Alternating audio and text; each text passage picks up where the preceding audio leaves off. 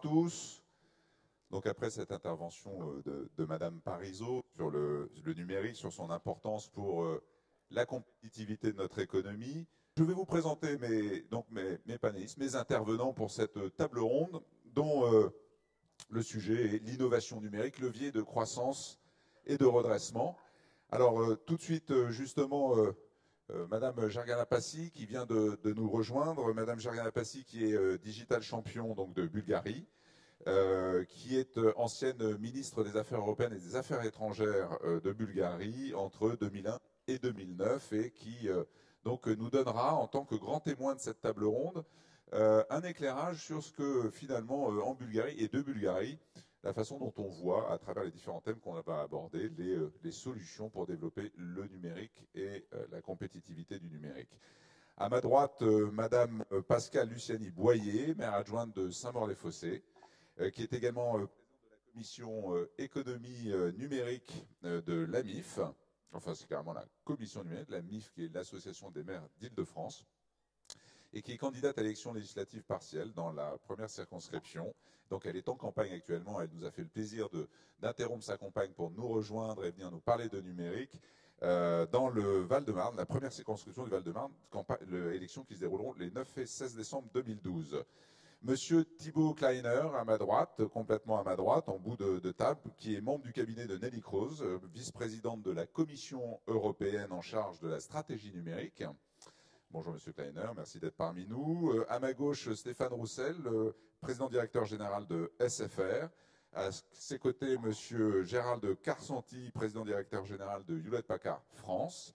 Et puis, à ma droite, juste à côté de Madame Lucie Boyer, Monsieur Franck Boitard, qui est président directeur général d'Ericsson France. Merci à tous d'être parmi nous. Une table ronde qui donc abordera en fait trois sujets complémentaires sur cette capacité du numérique, de l'innovation numérique à être un levier de croissance, un levier de redressement. Un premier sujet autour finalement du secteur du numérique en tant que secteur productif, comment faire en sorte que la France et l'Europe, qui ne comptent plus que 15 entreprises high-tech parmi les 100 premières entreprises high-tech mondiales, reviennent à la conquête de ce marché du numérique.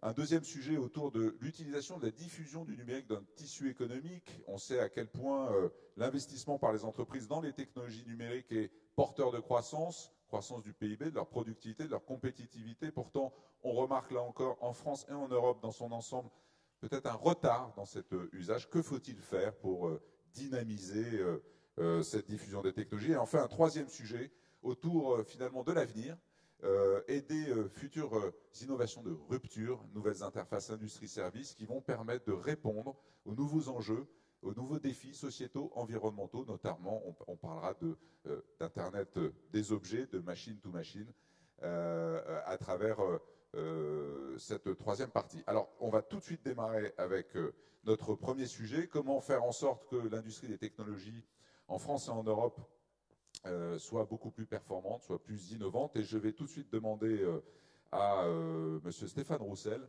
de donner sa vision de ce qu'il faudrait mettre en place pour redynamiser cette industrie. Merci, merci. Alors, avant d'arriver sur l'Europe et la France, juste regard sur ce monde-là. En fait, vous avez des règles du jeu, il faut être clair, qui ont été données pas mal par les grandes plateformes américaines, qui ont réussi d'ailleurs à fixer des règles du jeu en Europe différentes de celles qu'ils appliquent aux États-Unis. Donc ça, c'est leur force. Mais en tout cas, avec les 5 grandes plateformes numériques que tout le monde connaît, ils ont réussi à réglementer le monde autour d'un concept qui, à première vue, est un concept alléchant, puisqu'il y a un nom de liberté et de gratuité derrière, qui s'appelle la net neutrality, et que la tactique, pour eux, évidemment, c'était d'en faire l'alpha et l'oméga. Or, évidemment, les choses ne sont pas aussi simples. Et si on veut qu'au niveau européen et au niveau français, on arrive effectivement à retrouver des couleurs en termes d'industrie, il faut que l'ensemble de la chaîne de valeur soit clarifié aussi bien d'un point de vue fiscal qu'économique.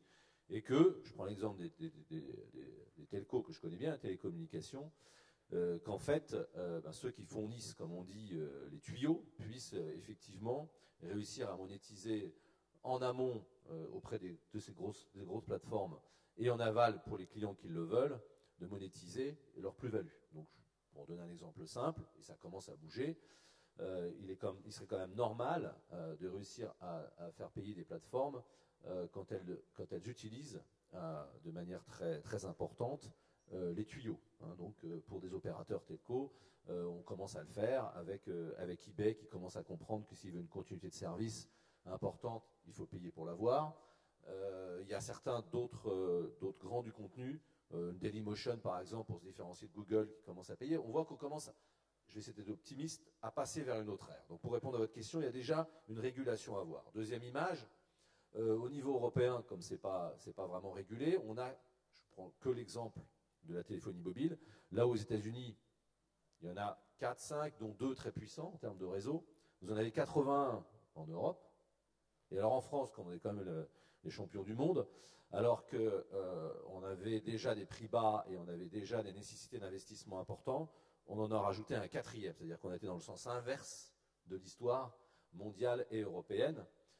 Alors, il y a une idée très consumériste qui dit, bah oui, ça fait baisser les prix, c'est génial, et puis après on s'étonne que moins d'un an après, la baisse des prix à outrance ont effectivement les prix de loin les plus bas du monde, hein, puisque c'est 2 fois moins qu'en Angleterre, 4 fois moins qu'aux États-Unis, et on s'étonne que ce soit compliqué d'investir et qu'il y ait des conséquences sur l'emploi. Donc il y a déjà une chose très simple à faire au niveau de la France, il faut simplement s'organiser un minimum et dans la stabilité en termes de régulation. Je donne 2 exemples avant de laisser la parole. Le premier, je donnerai sur le mobile. Pour prendre l'exemple des SFR, on a acheté aux enchères le droit de pouvoir utiliser la 4G sur une certaine fréquence. On l'a acheté plus d'1 milliard il y a un an. Alors d'ailleurs, on a inauguré la 4G en France hier à Lyon. Mais même pas un an après, y a un autre opérateur qui pose la question si, puisqu'il est en difficulté, il ne pourrait pas utiliser sur une autre fréquence. Nulle part au monde ailleurs, on pourrait même se poser la question. Deuxième exemple, pour la fibre, au même moment où le gouvernement dit la fibre c'est très important, il faut vite la développer, même plus vite que prévu. Vous n'avez pas le minimum de règles pour les zones moins denses où il y a un vrai besoin de trouver les moyens de financement ensemble. Et quand bien même il y aura un début de règles, de toute façon, vous laissez une technologie intermédiaire certes recalée, alors que dans n'importe quel pays au monde, une fois qu'on a décidé que c'était la priorité, on fixait les règles pour ne pas avoir une technologie intermédiaire, en l'occurrence le VDSL. Pour ceux qui ne sont pas techniciens, si on veut vraiment que la fibre aille vite en France, comme c'est des investissements très lourds à long terme, il faut au minimum qu'effectivement les règles du jeu soient pérennes et solides. Je donne ces quelques exemples-là. Vous voyez qu'on est vraiment, à mon avis, les derniers de la classe alors qu'on était assez en avance. Il ne faut pas grand-chose pour pouvoir rebondir, parce qu'il y a du talent et que finalement des entreprises qui peuvent réagir, mais on ne nous aide pas, ni au niveau européen, ni au niveau français, pendant que les Américains déroulent leur stratégie avec une grande pertinence, comme d'habitude. Tout à l'heure, Thibaut Kleiner pourra nous répondre sur comment l'Europe, elle, voit cette problématique de régulation. Et peut-être que Jargana pourra également, Passy, nous dire comment de Bulgarie on voit ça. Donc, première solution, mieux réguler ou en tout cas organiser le marché, notamment dans les télécoms en France, pour avoir à la limite plus de concentration, en tout cas moins d'acteurs et des valeurs ajoutées à partager plus importantes. Gérald Karsanti, donc vous êtes président directeur général de Hewlett Packard, donc qui est un fabricant informatique historique dans tous les domaines. Quel est votre point de vue sur cette nécessité et finalement sur les leviers qui permettraient de redynamiser cette industrie du numérique en France et en Europe? Bien, bonjour à tous. Je dirais que d'abord, il faut, pour qu'on puisse réellement, je ne dirais pas relancer, mais poursuivre, parce qu'on fait quand même beaucoup de choses en France dans le domaine du numérique, mais je pense qu'il faut d'abord cibler. Parce que les Américains, pour y avoir vécu plusieurs années, ont cet avantage de cibler leurs investissements et de ne pas s'éparpiller. Or aujourd'hui, sur le marché français, européen, mondial, avec des acteurs qui nous bousculent, les BRICS, les fameux BRICS, il y a quelques tendances. La première, c'est le modèle de l'usine numérique. On va tout droit, ça ne veut pas dire que ça va être un changement radical et extrême. On va continuer à vendre des ordinateurs, on va continuer à vendre des licences de logiciels, on va continuer à vendre des services informatiques, mais on va vers un modèle qui est en rupture.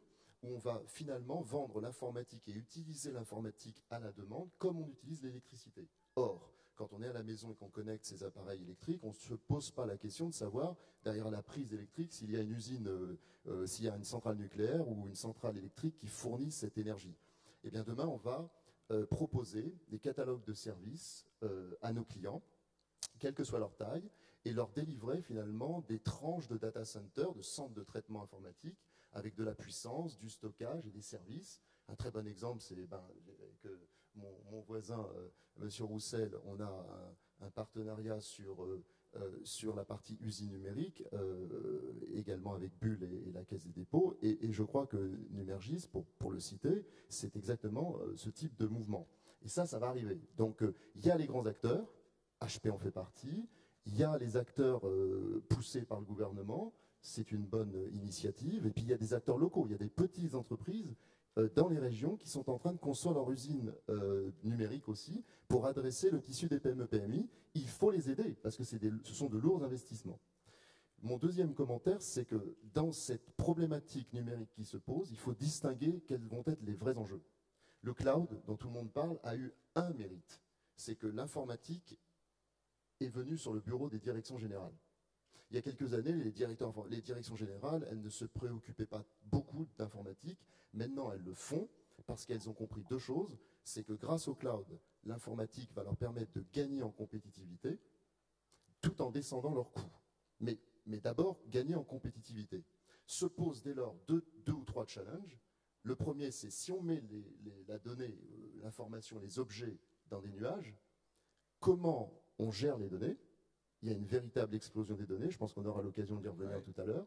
Donc ça, c'est le chantier numéro 1. Et là, il faut identifier les acteurs de demain en France, parce qu'il y en a, pour les aider à émerger et devenir potentiellement les Google de demain. Et puis le deuxième chantier, c'est la sécurité. Parce que, évidemment, les directions générales ne vont pas mettre leurs données, surtout si elles sont vitales et stratégiques, dans des nuages, si on n'est pas capable de leur assurer une sécurité totale. Donc je pense que, moi, mon message, c'est bien capter les tendances. On va vers des usines numériques, bien capter là où il faut investir, parce que si on ne le fait pas, on va s'éparpiller et on va laisser passer des trains.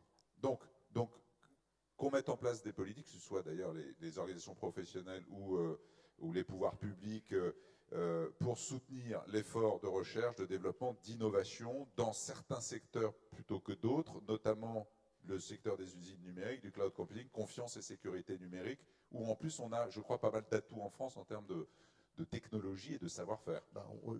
Je pense qu'on aura l'occasion d'y revenir tout à l'heure dans la dernière question sur le futur, où on a des gisements. Il faut quand même voir qu'il y a un paradoxe en France qui est absolument colossal.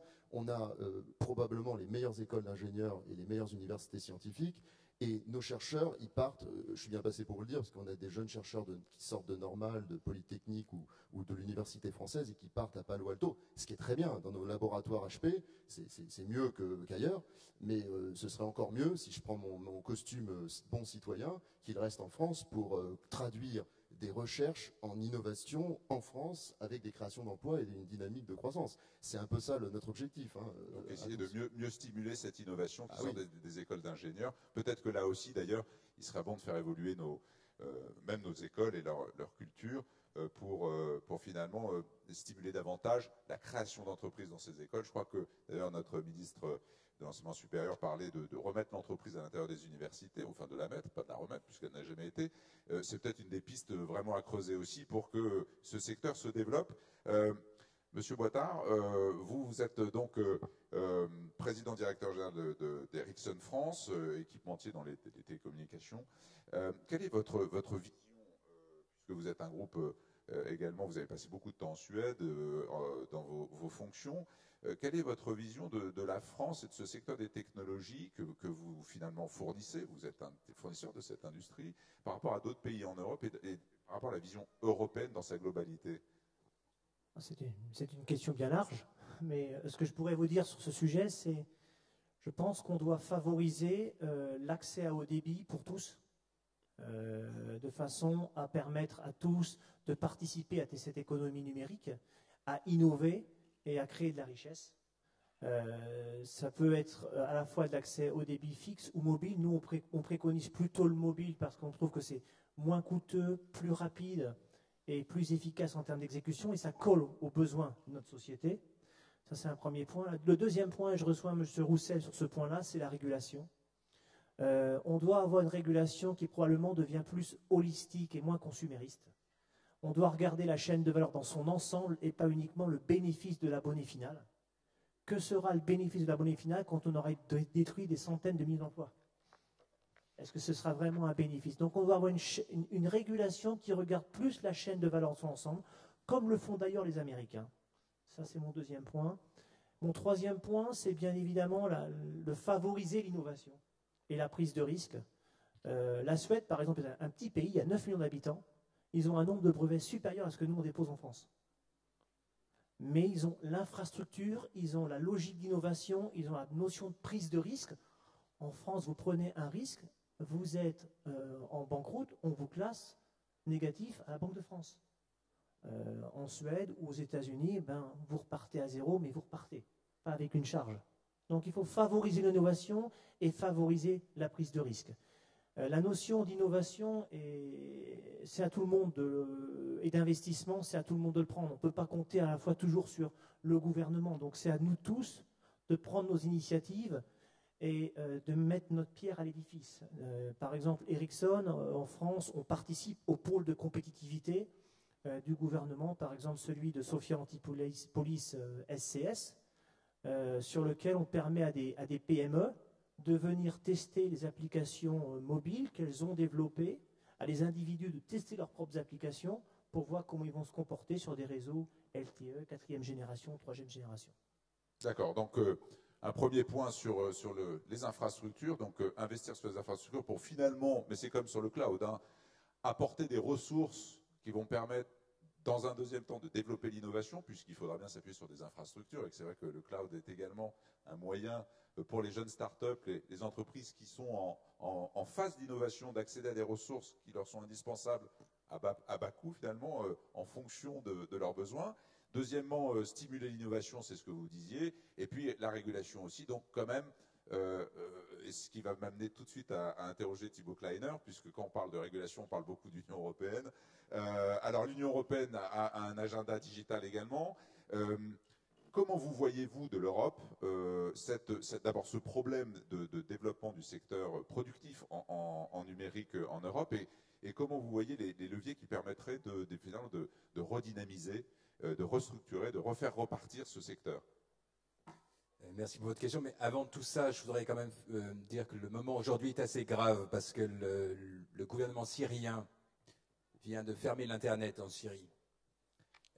Je voudrais juste faire un appel à ce sujet parce que je crois que les nouvelles technologies, ce n'est pas seulement un sujet économique, c'est un sujet sociétal. Et je voudrais juste alerter aujourd'hui le public dans le sens où il faut que le réseau reprenne, il faut que les libertés en Syrie soient aussi préservées dans ce sens. Pour rebondir maintenant sur votre question, qui est aussi très importante, en effet, on a au niveau de l'Union européenne un agenda numérique. C'est une démarche, je dirais, holistique, un petit peu ce que disait Madame Parisot tout à l'heure. Il n'y a pas de solution miracle vraiment pour relancer la croissance en France et en Europe. Il faut tout un tas de leviers et on a mis sur la table une centaine d'actions assez précises. Il y a trois, je dirais pour simplifier, il y a trois grands axes et qui rejoignent un petit peu ce qui a déjà été dit. Le premier, c'est de développer un peu les infrastructures. Ça veut dire les réseaux à très haut débit, aussi bien en fixe qu'en mobile. Et aussi développer les infrastructures en termes de hardware, c'est-à-dire l'ordinateur du futur, les composants, les puces de nouvelle génération. Ça, c'est le premier axe. Le deuxième axe, c'est tout ce qui est contenu, application, service, où là, en Europe, il faut bien le dire, autant on était en avance sur les réseaux il y a quelques années, autant aujourd'hui, en ce qui concerne les applications et les services, on a pris un peu de retard par rapport à nos concurrents internationaux. Mais au niveau de la Commission, on voit un vrai potentiel. Et vraiment, il y a aujourd'hui les talents pour l'économie de demain en Europe, en France. La France, en effet, au niveau du web, est en train de devenir une plateforme centrale. Et d'ailleurs, je vous inviterai la semaine prochaine à aller voir le web, qui est une fantastique manifestation. Il y a beaucoup d'énergie et d'entrepreneurs qui se rejoignent. Mais au niveau des contenus et services, on pense qu'il y a beaucoup d'actions à mener. Donc on développe par exemple des plateformes européennes. Je citerai seulement Europeana, la plateforme européenne du contenu culturel, qui permet là aussi à des développeurs d'utiliser la richesse de notre patrimoine pour inventer de nouveaux services, de nouveaux contenus. Troisième axe, et là je pense que c'est quelque chose qui est finalement peut-être quelquefois oublié, mais qui est essentiel si on veut vraiment que l'économie numérique prenne de l'ampleur, c'est le déploiement de toutes ces nouvelles technologies. Je me souviens, il y a quelques mois, on m'avait montré le prototype 2004 de Nokia. Si vous le regardez, ça ressemble exactement à un iPhone. Le problème, c'est qu'en 2004, l'entreprise considérait qu'il n'y avait pas le potentiel pour déployer ces technologies. Apple a réussi à le faire avec succès. On voit ce que ça a donné sur l'économie numérique. Et donc, en Europe, très souvent, il faut qu'on travaille peut-être plus ensemble pour faire en sorte que nos leaderships technologiques se transforment en innovation. Monsieur Kleiner, excusez-moi, juste pour pas justement qu'on tombe trop dans des généralités, est-ce que dans cet agenda, vous avez ciblé, avec la Commission européenne, des secteurs dans le numérique particuliers où l'Europe et la France bénéficient d'atouts sur lesquels vous voulez appuyer? Je sais pas, le cloud computing, la confiance numérique, on parlait de cibler finalement nos efforts. Est-ce que vous pouvez nous citer rapidement, mais les 2-3 directions peut-être qui ont été retenues dans cet agenda ou sur lesquelles vous voulez insister?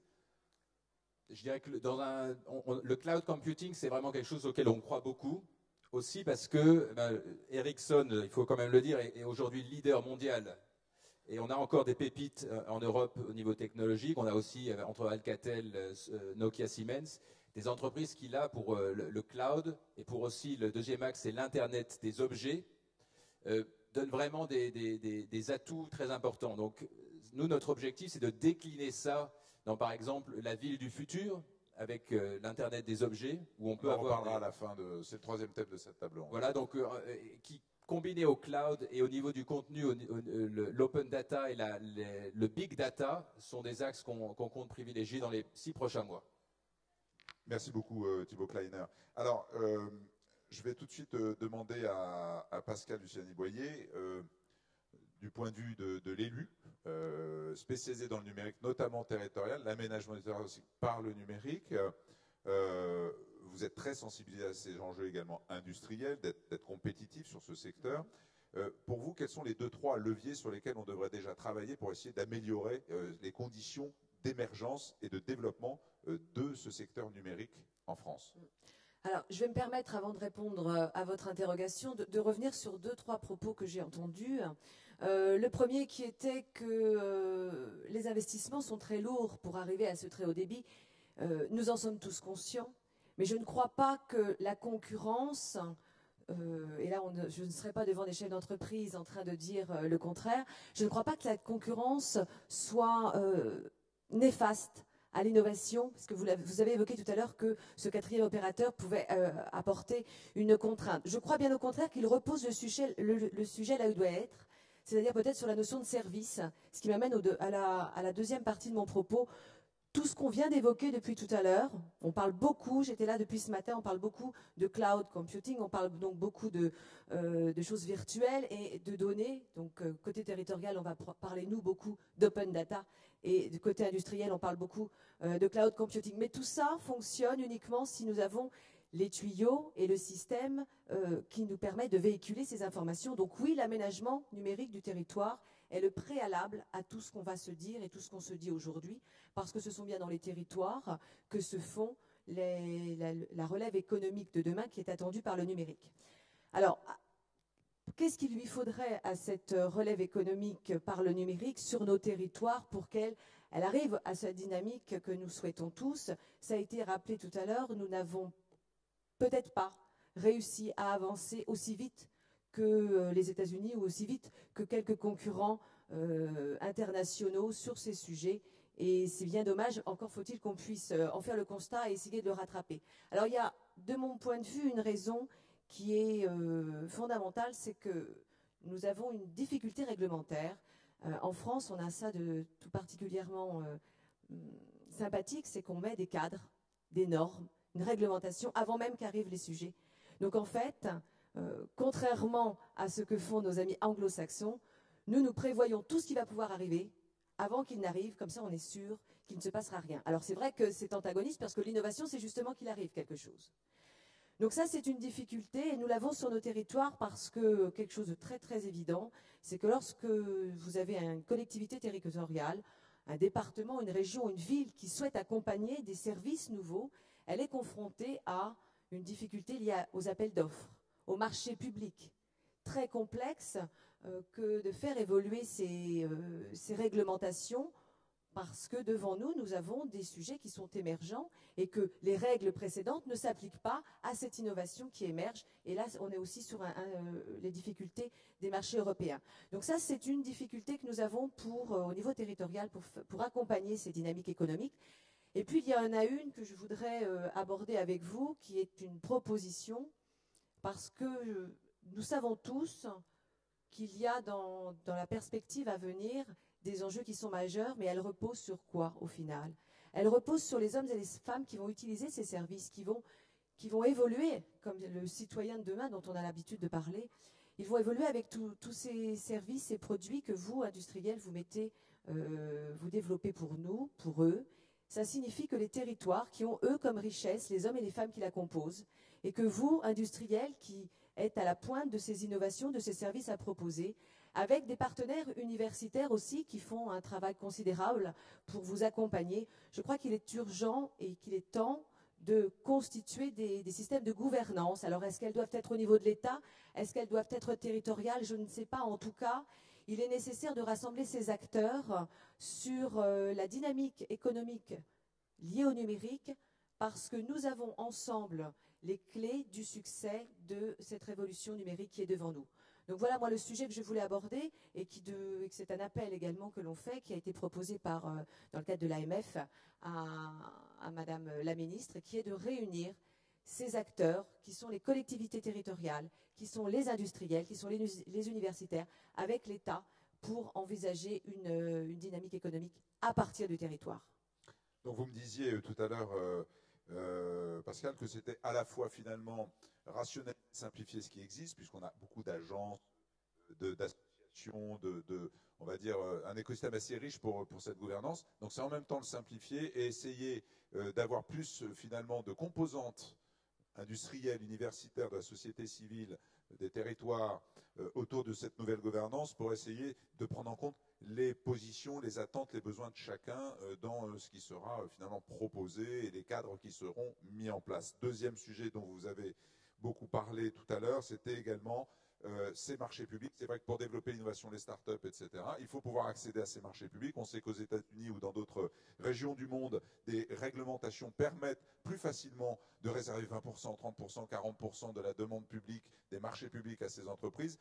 On a cette problématique liée à l'Europe et aux réglementations européennes. On est obligé de se mettre dans un cadre européen, bien entendu, qui font qu'en France, c'est très compliqué. Et même quand on veut le faire, j'en ai discuté avec des directeurs des achats de grands groupes il y a peu de temps, eh bien, il est compliqué, de par la réglementation, de réserver ces appels d'offres à ces entreprises innovantes. Donc c'est un peu un serpent de mer, on en parle depuis longtemps, hein, ce Small Business Act à la française. Il va falloir trouver une solution à ce problème, puisque c'est un des vrais leviers. Alors, on va passer tout de suite à notre deuxième sujet. On aurait pu aborder des questions aussi de financement des startups, ça on ne l'a pas fait, mais on va passer tout de suite au deuxième sujet. Pardon, excusez-moi, merci. Enfin, avant le deuxième sujet, j'aimerais avoir, bien sûr, pardon, excusez-moi, Jargana, votre avis et votre point de vue. Alors, vous êtes Digital Champion en Bulgarie. J'aimerais avoir votre point de vue d'abord de votre regard sur finalement ce qui se passe en Europe et en France par rapport à cette industrie technologique. Et puis en Bulgarie, si vous avez les mêmes réflexions, et qu'est-ce que vous finalement faites, ou est-ce qu'il y a des inputs ou des bonnes idées à reprendre, ou que vous voulez faire passer aujourd'hui aux institutions européennes? Thank you, Olivier. Thank you first for not forgetting me. I'm switching it into English. That's a profound irony, by the way. My country, after communist times, the first organization we acceded to was the Francophonie, but you see, I need to change French with English today here. Yes, in Bulgaria, digital agenda of Europe, probably we are not pioneers in most of the targets we are following. One of the things we are having very leading positions, however, would be the very fast internet, especially in the cities. However, many of the things which have been already mentioned here, I would not repeat, and I fully agree with the fact that we need infrastructure, we need less regulations, we need to tackle with things like lack of entrepreneurial spirit here in Bulgaria. Probably the things which have not been mentioned, politically speaking, was education as a very, very enormous topic, but which, if you think about it, lays at the very fundamentals of what we're talking about. Can European continent be really digitally innovative continent? Can we match with the world leaders? If you ask me whether we are doing it today, the answer is no. But if the question is, can we do it tomorrow? Can we have, for example, a truly connected continent as of 2020 when we want to have all the targets of the digital agenda met? My answer is, it depends on us. Of course, you've mentioned startups, something, an issue I'm very much passionate about. We in Bulgaria, by the way, have a very rich recent history. During communist times, being a very close ally to the then Soviet Union, probably the only legacy we got was that we were allowed to specialize in software and computers, which, by the way, turned Sofia and Bulgaria into, so to say, a tech center since 1970. What we need to have a solid ecosystem, we need a talent, which we have it. Engineering, it was mentioned that you have also a lot of engineers. We have an access to finance. Here we have a lot to work on. And we need a culture to support it. And here the politicians do really have a lot of job to do. Merci beaucoup. On reviendra, Gergana, à vous tout à l'heure. Donc, des talents, des structures, des réglementations peut-être moins fortes, ça dépend finalement des domaines. Mais en tout cas, on a besoin d'impulsion politique, ça c'est évident, pour donner ce cadre et stimuler cette créativité, cette innovation numérique. Deuxième sujet de cette table ronde. Si on a un secteur productif qui doit se renforcer, qui doit se développer, il le fera également si le marché, finalement, se développe, c'est-à-dire les utilisateurs, hein, puisqu'il faut bien avoir des clients pour se développer. Or, en France en particulier, on le sait, notamment dans le domaine des entreprises, on a un retard sur l'utilisation, l'adoption de ces outils dans le quotidien des entreprises. Il faut rappeler qu'on a une PME sur deux aujourd'hui, c'est 20-250 salariés qui n'a pas de site internet, que dans les classements européens, la France en e-commerce était parmi les pelotons de alors que nous achetons beaucoup par internet, les entreprises vendent peu par internet. Et je ne parlerai pas du CRM ou de tous les outils IP où nous avons encore beaucoup de retard. Il faut donc stimuler l'investissement des entreprises pour qu'elles soient plus compétitives. Mais comment faire? Ça fait 10 ans qu'on en parle. Bien sûr, l'impulsion des pouvoirs publics est importante, mais il y a certainement d'autres moyens. Alors, j'aimerais pour aborder cette question demander d'abord à Thibaut Kleiner, donc au niveau européen, c'est un problème, on en a parlé, qui a été identifié. Quels sont les programmes ou les objectifs que vous avez pour aider les pays et chaque économie à accélérer cette adoption des technologies, notamment dans les entreprises? Évidemment, c'est un problème très important que les PME se mettent au goût du numérique.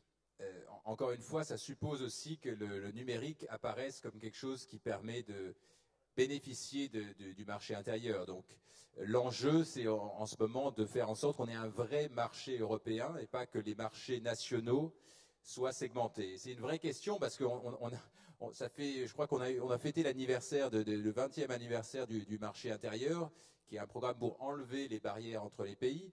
On est en train de recréer des barrières nationales dans le numérique parce que souvent, c'est de la bonne volonté des États. Ils essaient de stimuler à travers une foultitude de programmes, mais souvent, ils le font de manière non coordonnée. Et donc, ça crée de nouvelles barrières parce que ce n'est pas les mêmes normes, ce n'est pas les mêmes standards qui s'appliquent dans les industries. Donc, en fait, la première chose à faire, c'est finalement, et c'est un petit peu paradoxal, c'est qu'il faut qu'aujourd'hui, on s'attelle au problème du manque d'Europe. Et la semaine dernière, il n'y a pas très longtemps, il y avait un budget d'ailleurs qui était en négociation à Bruxelles et tous les chefs d'État sont rentrés chez eux sans avoir réussi à s'être mis d'accord sur ce budget qui pourtant est un budget de croissance. C'est-à-dire que dans ce budget, on a des milliards qui sont là pour financer les infrastructures, qui sont là pour financer des plateformes, pour aider les PME à adopter des technologies du numérique. Et donc, je pense que là aussi, plus d'Europe, un budget européen de croissance serait quelque chose de très important. Maintenant, par rapport aux PME, à mon avis, on peut parler de réglementation beaucoup, mais finalement, il y a des choses toutes simples aussi qui feraient une grande différence, et c'est que au plus haut niveau, on porte le numérique comme étant quelque chose de positif. Donc, moi, je pense que c'est très bien qu'on ait une manifestation comme celle d'aujourd'hui, sous le haut patronage aussi du président de la République. Je pense que c'est vraiment quelque chose qui est un signal qu'on devrait porter, parce que très souvent, les gens pensent que le numérique, c'est technologique, c'est compliqué, alors qu'en réalité, si on regarde l'e-commerce, si on regarde par exemple même les bénéfices qu'une plateforme comme Facebook peut apporter pour les PME, c'est quelque chose qui est absolument gigantesque. Juste un chiffre, je rencontrais la semaine dernière une entreprise qui fait Angry Birds, qui s'appelle Rovio, et ils sont passés en 2 ans de 30 personnes à 500 personnes. Ça, c'est la capacité pour les PME, si on exploite le numérique. C'est une croissance exponentielle. Et c'est ce genre de message qu'il faut faire passer dans les économies. C'est-à-dire qu'il faut glorifier d'une certaine manière les entrepreneurs de l'Internet. Il faut donner envie aux gens d'utiliser ces technologies parce que ça leur permet de générer de grands bénéfices et de grandes plateformes. Une dernière idée peut-être très importante, et à mon avis, qui en France pourrait être une source intéressante, c'est tout ce qui s'appelle le e-government. C'est-à-dire vraiment l'utilisation par les pouvoirs publics des technologies les plus modernes. En Italie, ils vont généraliser ça, ils comptent faire 30 milliards d'économies et générer de nouveaux services. En Grande-Bretagne, c'est pareil, des milliards d'économies et de nouveaux services, de nouvelles applications. C'est le moyen que les PME, finalement, passent aussi au numérique de manière assez importante. Donc, donner l'exemple, la preuve par l'exemple, et puis également... finalement généraliser l'administration, ce sur un domaine dans lequel la France n'est pas mauvaise. On a quand même plus de 1000 aujourd'hui déclarations qui peuvent être faites en ligne par les entreprises, et puis des déclarations sociales, fiscales, etc. Donc l'environnement est là. Donc donner l'exemple et puis faire en sorte que finalement l'offre de services numériques pousse les PME à les utiliser pour se simplifier la vie. On va peut-être tout de suite demander à Gérald Cassanti, de votre point de vue, donc vous vendez bien sûr aux entreprises aujourd'hui du cloud, mais aussi des équipements informatiques, des serveurs, des ordinateurs, etc. Vous êtes aux premières loges pour constater qu'il n'y a pas une consommation et une demande des plus vigoureuses, qu'on peut encore améliorer l'investissement des entreprises. Qu'est-ce que vous aimeriez qu'on fasse? Quelles sont vos idées pour qu'on puisse améliorer cet investissement des entreprises dans le numérique en France? D'abord, le premier point. Donc, tout à l'heure, je disais que pour relancer la dynamique autour du numérique, il fallait cibler. Parce que je pense que si on ne cible pas, on va s'éparpiller. Mais au fond, au risque de vous surprendre, parce que c'est vrai que je suis président d'HP, donc ma mission première, c'est de vendre mes technologies, et je crois que ce sont de bonnes technologies, et mes services. Mais je crois qu'il ne faut pas qu'on recommette les erreurs qu'on a faites il y a quelques années, où on a vendu de l'informatique à tout crin, avec des systèmes extrêmement rigides, pour aboutir finalement à des gains qui n'ont pas été au rendez-vous. Ça avait donné lieu à ce fameux paradoxe de Solow, sur lequel j'avais moi-même travaillé, d'ailleurs, et écrit un livre à ce propos, où on constatait, un peu effaré, que malgré les millions et les centaines de millions d'euros investis, la productivité n'était pas au rendez-vous. Et pour cause, la diffusion n'est pas fondamentalement le problème. Bien sûr, il faut diffuser la technologie, mais ce qui compte avant tout, c'est l'utilisation qu'on fait de l'informatique. Donc, moi, à la limite, je dirais que si je sors de mon rôle de président d'HP, le challenge pour nous, c'est de faire en sorte que la technologie soit utilisée pour créer de la valeur. C'est ça notre challenge numéro 1. Et si on arrive à faire ça, alors on aura réglé une très grosse partie de notre problème. Alors, après, moi, je rejoins un des points qui a été développé tout à l'heure par vous-même, où, en fait, c'est l'école. Je pense que une des solutions va être parce qu'on va avoir besoin, pour accompagner les mouvements qui nous attendent, de nouveaux leaders. Et les leaders, ça se fabrique dans le temps. C'est comme en politique. On ne devient pas président de la République du jour au lendemain. Il faut des années. Pour avoir les leaders qui vont créer des entreprises, qui vont innover ou qui vont diriger de grands groupes, il faut les former, et les former de façon différente la façon dont on a pu le faire jusqu'à maintenant. Ça commence à l'école maternelle jusqu'à l'université ou les grandes écoles. Donc il faut changer la façon dont on introduit le numérique et exactement de la même façon. Moi j'ai des enfants qui ont 19 et 22 ans, ils n'en sont plus du tout à l'utilisation de l'informatique. Ce qu'il faut essayer de leur apprendre, c'est comment on utilise l'informatique pour créer des ruptures, créer de l'emploi et des dynamiques. Donc ça va être un premier challenge. Le deuxième challenge, ça va être d'accompagner les entrepreneurs. Parce que toutes les sociétés, hier j'étais dans une table ronde à Orléans, et on a récompensé des jeunes qui innovent et qui ont créé des structures. Je vous garantis que j'étais un peu surpris parce que le plus jeune, il avait 16 ans. Et il a créé un site dans le domaine médical, et c'était juste brillantissime. Donc on a des talents, mais absolument inouïs. La question c'est comment on fait pour les aider, parce que il faut qu'ils investissent dans des systèmes d'information, dans des structures, et ils n'ont pas les moyens. Donc nous on a un certain nombre de programmes chez HP, mais d'autres en ont aussi, hein, mais on a des programmes pour mettre à disposition de ces jeunes pousses, ou de ces jeunes entrepreneurs, des tranches de data center qui leur permettent de développer leur entreprise sans avoir à investir au début. Et puis on a développé un autre programme qu'on a appelé HP Life, comme la vie, qui est un programme de e-learning et qui est à disposition des jeunes entrepreneurs pour les aider à se former sans avoir à dépenser beaucoup d'argent pour aller dans des écoles ou des universités. Ils peuvent le faire avec des outils appropriés, se former sur l'entrepreneuriat, la gestion, la finance, les systèmes d'information. Et voilà. Et ça, c'est des choses qui sont extrêmement pragmatiques et qui sont très utiles. Je rajoute au final que nous tous, autour de la table, et nos directeurs à l'intérieur de nos entreprises, on peut jouer un rôle essentiel avec les jeunes entrepreneurs. Moi, j'ai demandé à mon comité de direction de passer du temps, de consacrer du temps à accompagner des jeunes entrepreneurs en les coachant. On n'est pas parfait, mais on a accumulé au cours de notre carrière un certain nombre d'expériences avec un certain savoir-faire. Eh bien, autant qu'on le mette à disposition. Donc on les accompagne, on fait du mentoring, on essaie de le faire le mieux possible, mais si on fait ça, si chaque dirigeant de façon pragmatique le fait sur 2-3 personnes, on peut créer vraiment quelque chose de valorisant sur le marché.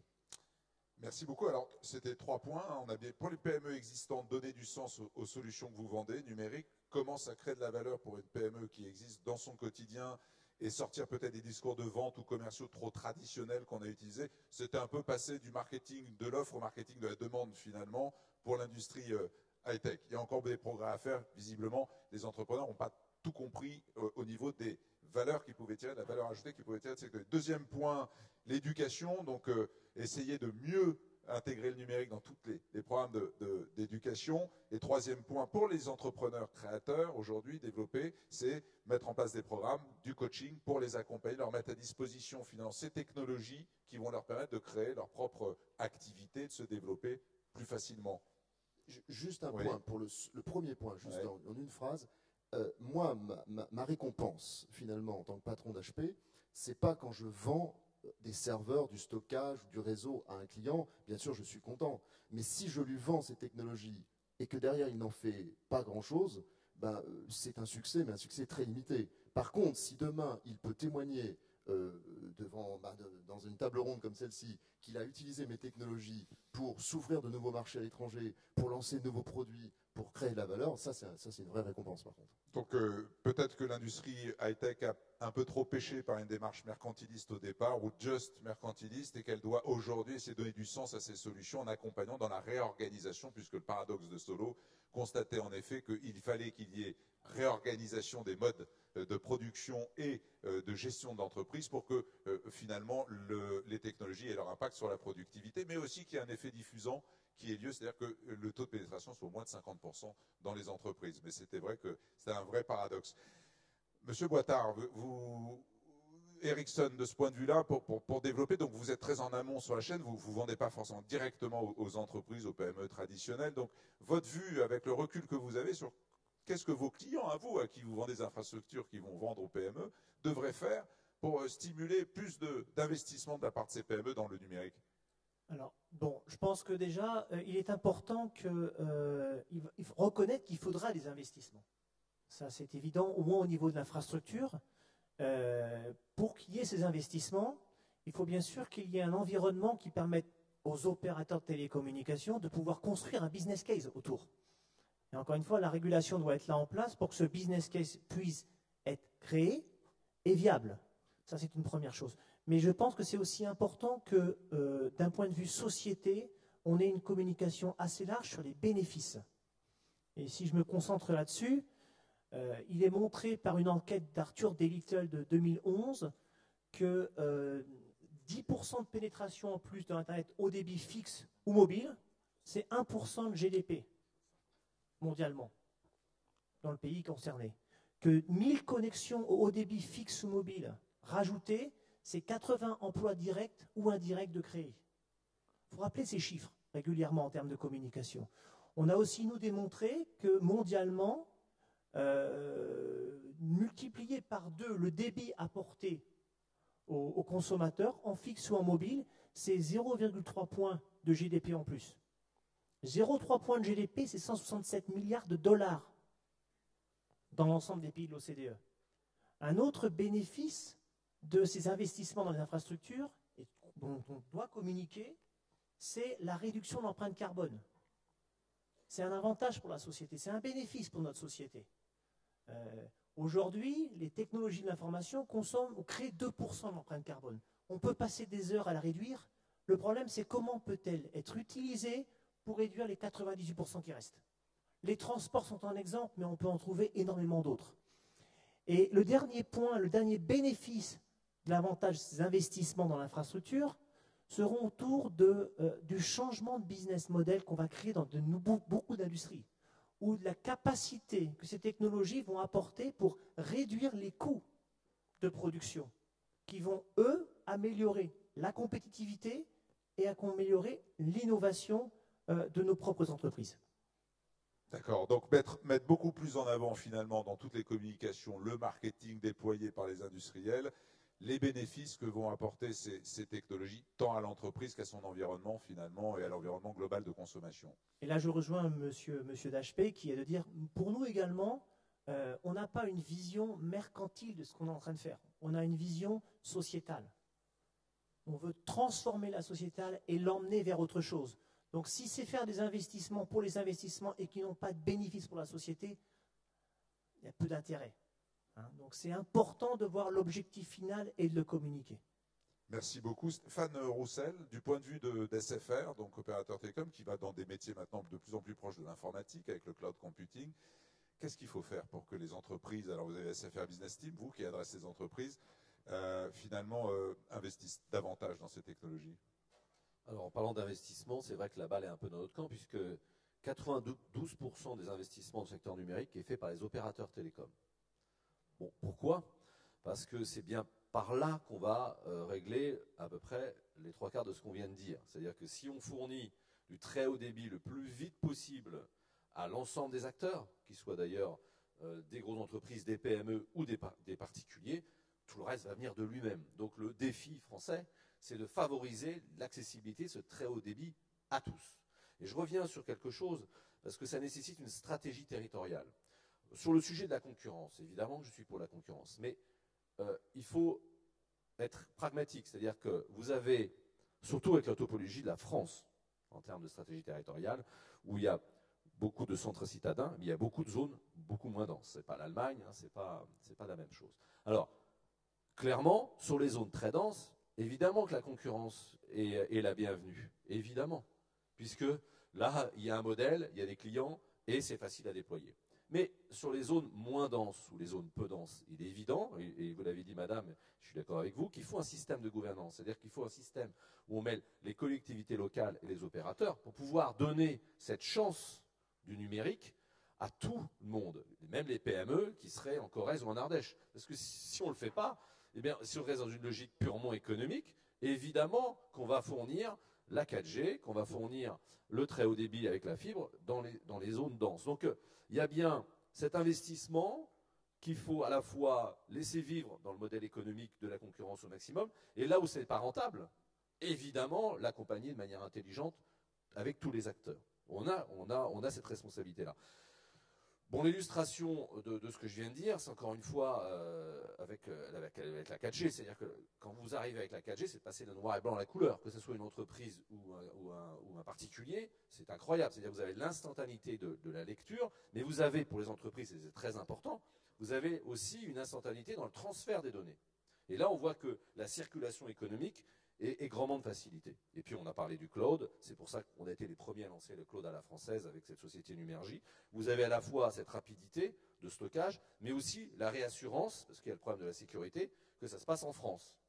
Et que c'est quand même maîtrisé au niveau. Ça boîte dans le cloud, le nuage, il est quand même au-dessus de la France. C'est quand même pas banal dans le monde où on doit gérer la sécurité informatique. Donc moi, je dirais ces deux choses-là. Je n'ai pas besoin de répéter ce qui a été dit par ailleurs. Et pour revenir sur l'aspect qui joint l'économique au sociétal, parce que les deux sont joints, et c'est artificiel de séparer les deux, je suis d'accord. Pour moi, il y a cette notion d'ascenseur digital qu'on défend chez SFR, c'est-à-dire, quel que soit, que vous soyez derrière une PME, que vous soyez un particulier, quel que soit l'étage où vous êtes, on doit vous accompagner plus loin. Vous êtes un geek, et ben on vous amène à créer votre société. Par contre, à l'autre bout de l'échelle, vous êtes complètement exclu, vous êtes sans domicile fixe, on doit vous tendre la main. C'est pour ça qu'on a signé un partenariat donc avec Emmaüs, pour qu'on puisse avoir une adresse, si elle n'est pas physique, elle sera numérique, et c'est important. Donc il faut emmener tout le monde un petit peu plus loin, que ce soit les entreprises ou les particuliers. Ça commence par ces investissements, hein. Je donne un chiffre, SFR c'est 1,6 milliard par an. Donc vous rajoutez ça à Orange, à Bouygues. Malheureusement, les autres n'ont pas les mêmes contraintes. Hein. C'est pour ça qu'il faut quand même un petit peu mettre l'église au milieu du village. Et c'est pas très compliqué tout ça, mais le minimum de stratégie territoriale n'existe pas en France en fait. Hein. D'accord, merci beaucoup. Donc les infrastructures, on y revient tout le temps, hein, c'est vraiment la base du déploiement des usages derrière et de leur maximisation et des investissements également.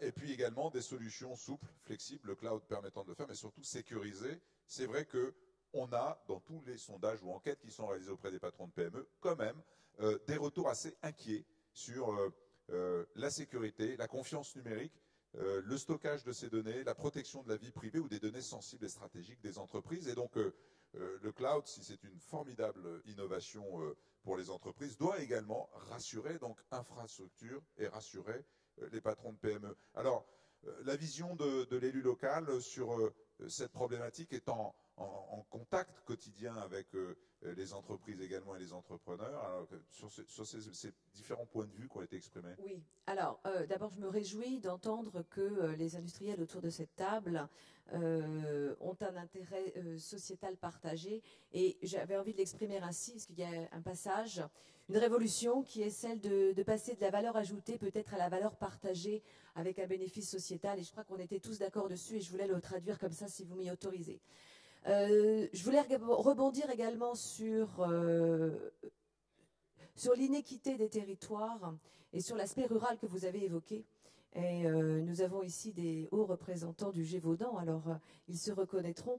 Il y a bien sûr en France des lieux qui sont plus éloignés de l'accès au haut débit et de l'accès à tous les sujets qui nous préoccupent aujourd'hui. Or, je voudrais attirer votre attention sur l'effet inverse. Moi, dans le Jura, par exemple, alors c'est pas dans le Gévaudan, mais dans le Jura, nous avons une expérience dans l'autre sens qui a été de se dire, il n'y a pas de zone de rentabilité, mais peut-être qu'en faisant venir et en finançant le très haut débit, eh bien, les entreprises qui souhaitent participer à cette dynamique économique vont pouvoir participer, aider financièrement à l'arrivée du haut débit, et donc créer des écosystèmes d'entrepreneurs qui, à un moment donné, se mettent autour de la table avec les collectivités territoriales et qui co-construisent cette arrivée des solutions très haut débit. Donc, ça n'est pas que la vision de l'État, c'est aussi une vision territoriale qui fait partie du bon sens, qui est de se dire, nous avons collectivement besoin d'une solution. Cette solution, aujourd'hui, n'est pas rentable immédiatement pour les opérateurs et ils n'y vont pas. Mais d'autres peuvent s'atteler à la tâche et c'est ce à quoi nous assistons sur un certain nombre de territoires. Donc je fermerai cette parenthèse du très haut débit puisque nous en avons tous les uns et les autres largement parlé. C'était encore le sujet du congrès des maires le 21 novembre.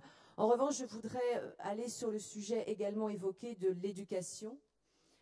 Parce que c'est un sujet que je porte au niveau national également, l'éducation et le numérique, et sur deux angles. sur celui de la préparation du citoyen de demain et donc de l'utilisation des outils des très jeunes enfants dans la façon d'apprendre, et puis aussi sur le sujet des entrepreneurs qui aujourd'hui sont en formation continue. Ça a été évoqué très largement également et parfaitement par Madame Laurence Parisot. Un troisième sujet de l'éducation qui n'a pas été abordé et que je m'autoriserai à aborder avec vous, c'est celui des élus. Les décideurs politiques n'ont pas forcément tout l'éclairage, la connaissance des enjeux réels, de ce que peut apporter et apporte le numérique. Et là aussi, l'aspect formation-éducation est très important.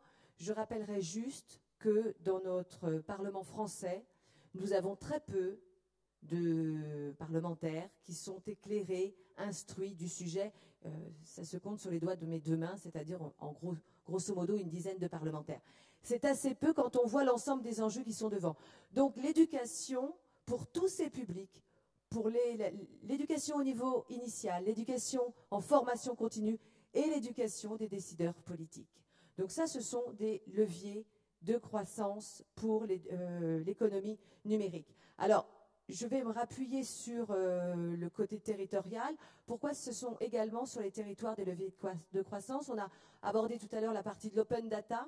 L'open data, c'est quoi? Vous le savez encore mieux que moi, mais comment nous, on le traduit au niveau local? C'est de se dire, nous avons une richesse, encore une fois, alors là, elle émane de ce que les citoyens, les administrés, les usagers nous ont donné, c'est-à-dire leurs données. Et nous, territoires, nous en avons de plus en plus d'ailleurs. Nous avons une difficulté de stockage, ça a été abordé avec Lockout, je ne vais pas y revenir, mais c'est une réelle préoccupation des territoires. Que faire? Comment bien gérer cette donnée dont nous sommes dépositaires de plus en plus à un moment donné? Et surtout, comment est-ce qu'on en fait de la richesse à remettre sur le territoire? Comment est-ce que cette richesse de données qu'on nous a confiée peut se traduire en service sur les territoires? C'est tout l'objet de la dynamique territoriale liée à cette open data qui est liée à faire émerger avec des PME, des TPE, avec des universités, avec des grands groupes, c'est tous ces partenariats dont j'évoquais tout à l'heure les contours, qui doivent sur un territoire donné se trouver ensemble des services, et puis s'ils correspondent à ce territoire, ces services, peut-être que demain ils correspondront à la France, peut-être qu'ils seront exportables et qu'ils pourront correspondre à un marché européen, voire international. Donc je crois que c'est par là, en commençant par toutes les briques territoriales, les innovations que les uns et les autres vont pouvoir faire émerger, qu'on va construire cette dynamique d'innovation numérique et que la France pourra certainement, puisque nous avons vu ensemble que nous avions toutes les têtes bien faites chez nous, faire émerger cette dynamique économique numérique et en prendre le leadership. Alors, moi je retiens de votre exposé deux dimensions. La première, c'est associer donc les entrepreneurs au niveau territorial au développement des infrastructures, mais également des usages, donc dans une gouvernance qui permette de les impliquer, de les responsabiliser. Deuxièmement, la formation, que ce soit des élus, que ce soit au niveau de l'école, donc la formation initiale, ou surtout la formation continue, où c'est vrai qu'aujourd'hui on pêche quand même beaucoup et où on pourrait énormément apporter aux entrepreneurs pour l'apprentissage. Je vous rappelle que dans ce contexte-là, le gouvernement a lancé la semaine dernière Transition numérique, qui est un programme qui vise à aider les TPE et les PME à mieux finalement intégrer les avantages du numérique. J'ai regardé un passé, qu'est-ce qui se passe en Bulgarie au niveau des PME? Est-ce que vos entreprises, vos start-up, vos entrepreneurs en tout cas, sont plus férus de technologie? On a l'impression que oui, ils ont dû finalement passer, après des années qui ont été quand même suffisamment difficiles économiquement, de rien finalement au numérique directement, non? Well, I think that more or less the small and medium enterprises do have a very good ICT in their everyday business, but still, if we take, for example, online payments, we are very much lagging behind. But it is, what I really meant to say was that it's a question of time. The question is about the speed and when we are really going to integrate the new technology. I, by the way, have a very, very favorite YouTube clip, which I think is a French one. It's a French baby who is trying to open a magazine, and all the time he tries to turn the page, he kind of fails. And at the end of the story, he's trying to do it like an iPad. And at the end of the story, it says, for my 1-year-old girl, the magazine is a broken iPad. I say this because I'm an absolute believer that tomorrow's generation cannot survive without these technologies. So again, what has already been mentioned, politicians do not have a competence in new technologies. People in general do lack entrepreneurial spirit. These are the problems of today which we need to solve. Actually, if we want to see the broader picture, which for me is important, we would see that Europe kind of lacks leading innovators of the kind we have in the States, for example. Companies like Google, companies like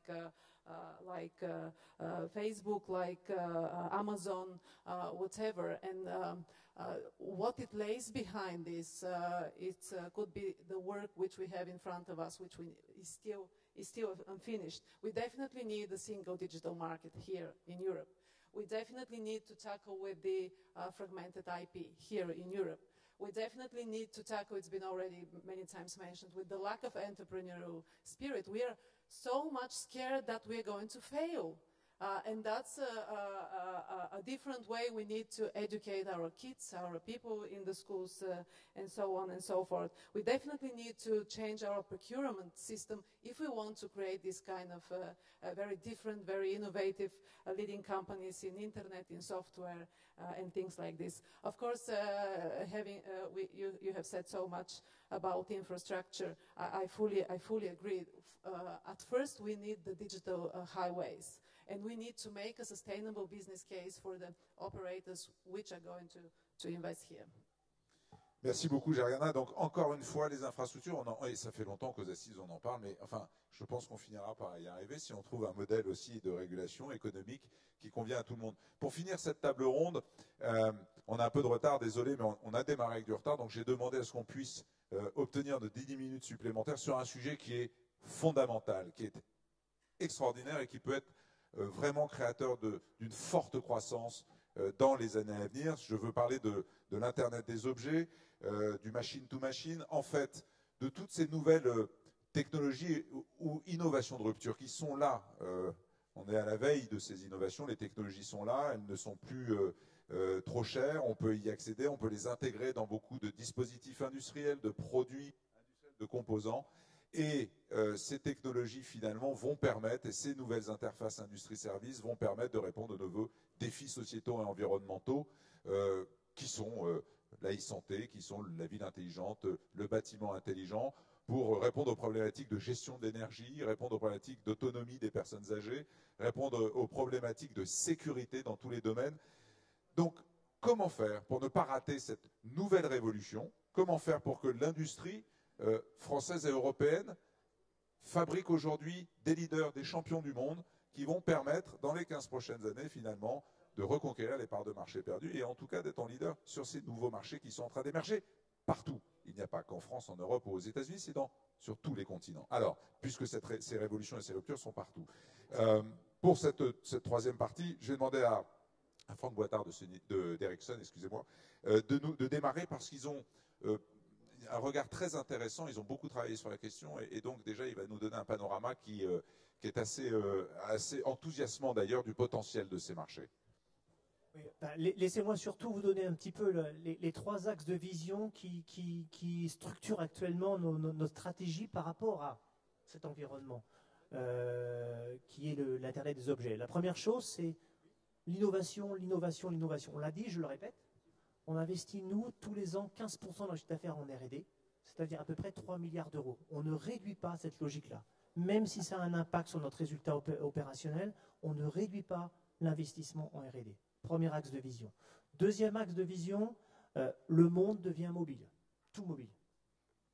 Cette année, on a atteint 6,6 milliards d'abonnements mobiles dans le monde. On sera à échéance 2018 à 9,3 milliards d'abonnements mobiles, plus que la population mondiale. Le trafic data sur ces réseaux mobiles est multiplié par 2 tous les ans. Ça veut dire fois à peu près 20 à échéance 2018. On se rend compte un petit peu de l'ordre de grandeur dont on parle, quoi. Et ensuite, notre troisième axe de vision, c'est l'Internet des objets. Alors, on assume qu'il y aura à peu près 50 milliards d'objets connectés à échéance 2020.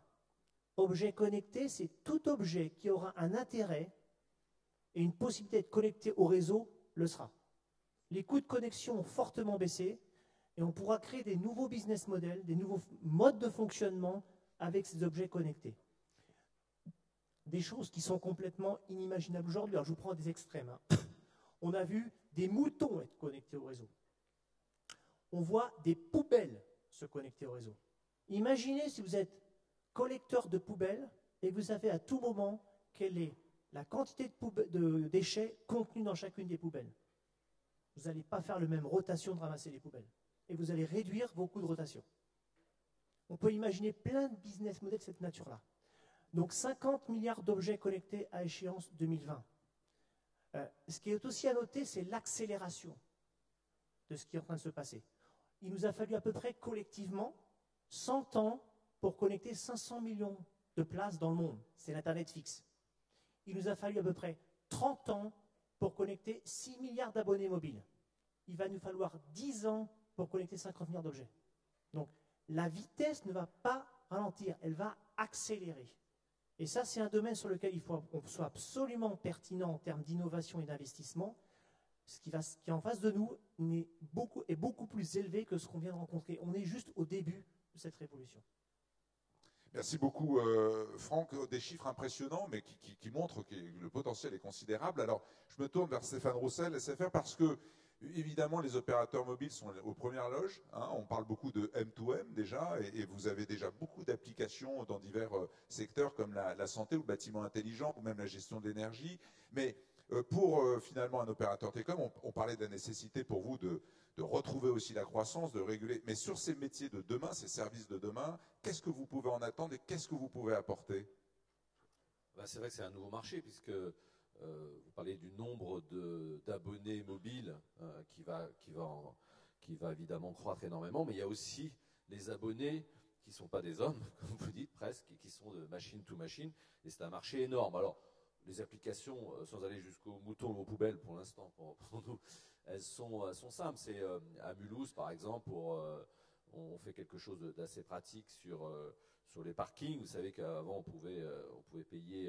peut payer avec SMS depuis longtemps ici, le Moulineau, avec un partenariat avec nous-mêmes. Mais à Mulhouse, on va un cran plus loin. C'est que vous êtes à distance, vous savez que vous allez être en retard et que vous voulez remettre un peu d'argent à distance, et avec votre téléphone, vous donnez un peu plus sans avoir un PV. Et c'est des choses plus simples encore qu'on sous-estime. Hein. Tout le système du Vélib, donc c'est SFR qui le manage, et c'est bien du M2M. Donc il existe déjà énormément. Bon, je ne vais pas vous donner 50 000 exemples, mais pour répondre à votre question, on a une direction à part dans l'innovation qui, autour de ça, va aller plus loin. Et le M2M, c'est aussi la stratégie du foyer, hein, tout simplement à distance. Vous pouvez gérer la surveillance de votre foyer, le chauffage, enfin bon, et ça devient une réalité. On vend déjà des packages là-dessus, hein, en grande distribution. Donc le M2M, qui est un terme barbare, ça devient même pour un acheteur qui va dans la grande distribution, un paquet qu'il achète, qui passe en caisse et qu'il installe chez lui. Donc c'est déjà un marché en soi. Et ça va aller évidemment en grandissant d'une manière absolument exponentielle. Gérald Carsenti, alors pour HP est déjà avec ses nouvelles, par exemple, interfaces homme-machine, ces nouveaux écrans tactiles, cette nouvelle façon d'intégrer dans des systèmes embarqués finalement des interfaces là aussi qui facilitent l'utilisation de ces objets qui sont connectés entre eux. Comment HP aborde ce marché? Qu'est-ce que vous y voyez comme levier de croissance? Et surtout, quels sont les facteurs clés de succès qui vont permettre de le développer, ce marché? Parce qu'encore une fois, la question, c'est qu'est-ce qu'il faut faire aujourd'hui pour que demain, on soit les champions du monde dans ce domaine? Et est-ce que c'est stimuler la demande? Est-ce que c'est travailler sur l'offre, le cadre réglementaire? Qu'est-ce qu'il faut faire? Alors, il y a plusieurs points. D'abord, comme on l'a dit, on l'a tous dit, hein, finalement, il y a des mouvements de fond. Hein, les usines numériques, les réseaux sociaux qui ne font qu'exploser, la diffusion de la technologie, parce qu'on parle de demain, mais en fait, aujourd'hui, l'informatique est partout. Il y a des capteurs, des sensors qui sont absolument partout. Aujourd'hui, on met des sensors pour prévoir des tremblements de terre, des potentiels tsunamis. On met des senseurs des capteurs dans les hôpitaux, sur les lits d'hôpitaux, pour les personnes âgées, pour capter le moment précis où elles peuvent tomber dans les pommes et donc finalement se faire du mal. Donc, vous voyez, il y a des applications très pratiques, pragmatiques, mais ça, c'est une multiplication des technologies, donc explosion des données. Et donc, l'innovation, je dirais, entre guillemets, on n'a pas le choix. C'est-à-dire que pour gérer ces données et cette dynamique, il va falloir continuer à innover pour être capable de faire face à ça. Alors, pour qu'on puisse la capter en France, parce que c'est bien ça un de nos enjeux, ou en Europe, si on voit plus large, eh bien, il faut être conscient des domaines qui vont se dégager. Et il y a des choses absolument fabuleuses qui sont en train d'arriver. Je voudrais en citer 3. La première, c'est que on va devoir gérer l'évolution de la performance, donc donner plus de puissance pour gérer tout ce que je viens d'évoquer, mais tout en réduisant la consommation électrique, donc la facture énergétique. Ça, on ne l'a pas encore évoqué, mais c'est un chantier absolument fabuleux. Pour vous donner un exemple, aujourd'hui, dans les laboratoires d'HP, on est en train de travailler, c'est un projet qui s'appelle Moonshot, on ne va pas sur la Lune avec une échelle, mais avec une fusée, c'est comment faire pour donner la puissance dont on aura besoin demain en divisant la consommation électrique par 20. C'est-à-dire un serveur classique consomme 250 watts, demain il consommera 10-15 watts. Mais quand je dis demain, c'est dans quelques mois. On va diviser l'emplacement, les surfaces au sol par 6. Ça, c'est très important, parce que les PME-PMI n'ont pas les moyens de développer des centres de traitement, extrêmement importants. Et puis, on va réduire le câblage, parce qu'on n'a pas envie de voir proliférer les câblages en cuivre, etc., qui, par ailleurs, coûtent très cher. Donc là, innovation importante au niveau de la technologie d'infrastructure, je dirais, en bloc. Ensuite, on a évoqué le stockage. Ces données, il faut bien en faire quelque chose, il faut les stocker. Et bien aujourd'hui, grâce à des technologies qui sont développées, alors c'était là, Robert Shua, on sait tous que dans les années 70, il a eu cette innovation importante qui va demain mettre à terre les technologies du flash, qui sont les technologies actuelles, mais qui vont permettre de révolutionner complètement le stockage, parce que finalement, on va pouvoir mettre 50 téraoctets dans une boîte d'allumettes ou 1 pétaoctet dans un smartphone. Donc on peut imaginer ce que ça va représenter. Alors là, du coup, je rejoins les propos qui ont été tenus par tous les leaders qui sont dans cette table ronde. Le réseau et la bande passante va être absolument fondamental pour faire face à ça. Un troisième et dernier exemple, un PC portable aujourd'hui, les composants à l'intérieur d'un PC portable aujourd'hui sont reliés par des circuits électriques. Demain, et d'ailleurs je le dis parce que c'est une fierté, c'est un chercheur français qui est à Palo Alto dans les laboratoires HP qui a déposé ce brevet. Demain, on est en train de travailler, grâce aux nanotechnologies, à remplacer ces circuits électriques par des circuits optiques, c'est-à-dire par la lumière. Donc on peut imaginer les gains qu'on va avoir en termes de puissance, mais aussi en réduction de densité et donc de capacité qui vont servir les deux objectifs. Donc voilà, en fait, mon message, c'est l'innovation va être partout.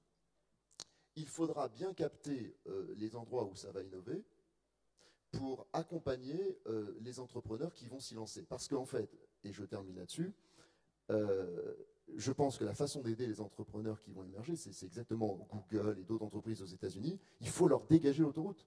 C'est-à-dire que les embûches qui sont devant eux sont tellement importantes que si on les laisse se débrouiller tout seuls, ils ont plus de chances d'arrêter ou d'aller développer leur entreprise ailleurs qu'en France. Donc il faut leur dégager l'autoroute, il faut les accompagner, les coacher, les mentorer pour que leur vie soit plus simple.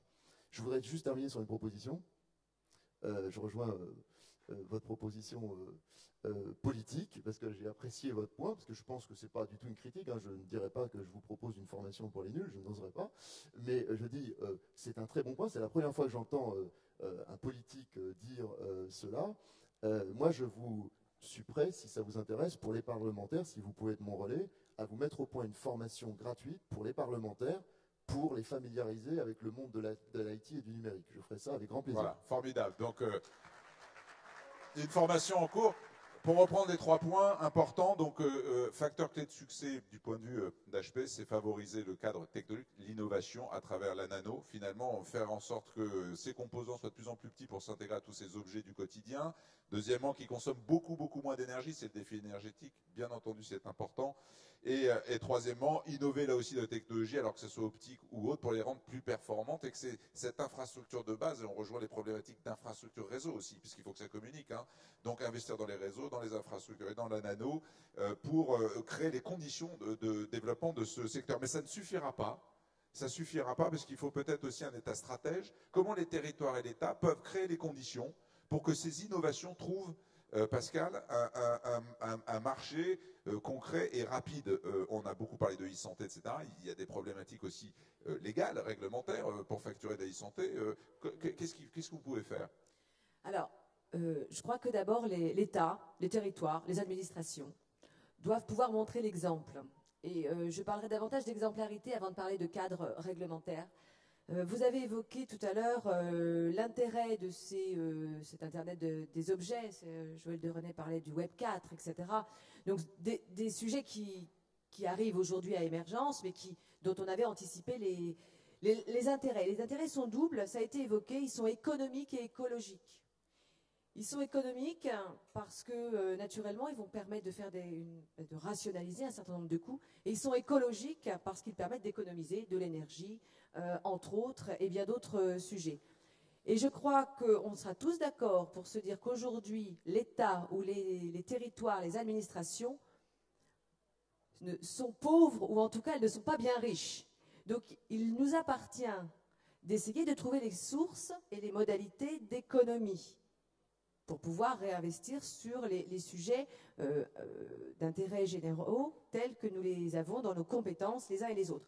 Donc qui dit économie dit qu'on est capable, les uns et les autres, d'utiliser ces nouveaux modèles, ces nouvelles technologies pour faire des économies. Je prendrai un exemple territorial, celui de la gestion de bâtiments. Elle correspond aussi à l'État central qui aussi gère des bâtiments. La gestion de bâtiments dans l'électricité. Avec l'Internet des objets, c'est une rationalisation, on diminue les coûts, donc la facture EDF à la fin, et on diminue l'impact carbone au final, et on a un bilan plutôt positif. Juste ça, c'est du bon sens, ce sont des modalités qui peuvent être mises en exemplarité, et il n'y a pas de raison que l'ensemble des territoires, et de l'État et des différentes administrations, ne puissent pas avancer de façon résolue sur ces sujets de l'Internet des objets, dans cette vocation et dans cette idée de diminuer la dépense publique. Et quand on donne l'exemple, ensuite on peut en mesurer les aléas et donc aller sur le cadre réglementaire. Ce qui voudrait dire de pousser l'ensemble des administrations d'abord. Il pourrait y avoir des règles, des incitations qui viseraient à pousser les administrations locales, territoriales, y compris l'État, à aller vers ces sujets d'avenir parce qu'elles ont un retour immédiat sur l'écologie, elles ont un retour immédiat sur l'économie. Merci beaucoup Pascal, parce qu'on ne s'affranchira pas de ce cadre et de cet état stratège qui permettra dans le cadre législatif et réglementaire adapté. Alors qu'est-ce qu'en pense l'Europe, Thibaut Kleiner? Quand on préparait cette table ronde, vous m'avez dit oui, il y a des enjeux, oui, il y a des défis qui peuvent permettre à l'Europe de redevenir une industrie leader sur ces marchés, mais à certaines conditions qui sont celles que vous voulez, des messages que vous voulez faire passer aujourd'hui, notamment de standardisation et de collaboration d'industrie. Oui, tout à fait.